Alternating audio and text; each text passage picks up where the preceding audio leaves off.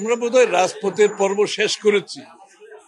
এখন দেশের মানুষের হাতে তাদের মালিকানা ফিরিয়ে দেওয়ার সময় আসছে এবং আমাদের প্রত্যেকটি দলের বিভিন্ন চিন্তা থাকবে, প্রত্যেকটি দলের নিজস্ব দর্শন থাকবে, ভাবনা থাকবে, ভবিষ্যৎ নিয়ে চিন্তা থাকবে। এটার একমাত্র পথ হচ্ছে জনগণের কাছে গিয়ে আগামী নির্বাচনে ম্যান্ডেট নিয়ে আপনারা যে যা চান সেটা করতে পারবে।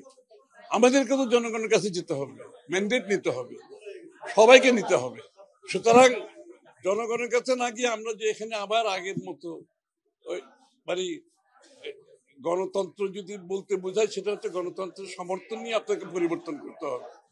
জনগণের সমর্থন ব্যতীত প্রত্যেকটি দল তো চাহিদা থাকতেই পারে, সেটার একমাত্র পথ হচ্ছে নির্বাচনে গিয়ে জনগণের ম্যান্ডেট নিয়ে পরিবর্তন করা যেতে পারে।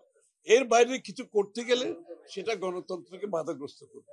বাংলাদেশের মানুষের বহুদিন পরে মালিকানা ফিরে পাওয়ার যে প্রত্যাশা, ভোটের মাধ্যমে একটা নির্বাচিত সরকার সংসদ গঠন করবে, যেটা যে সরকার সংসদ জনগণের দায়বদ্ধ থাকবে, সেটা যত বিলম্বিত হবে দেশ তত বেশি বিপদগ্রস্ত হবে।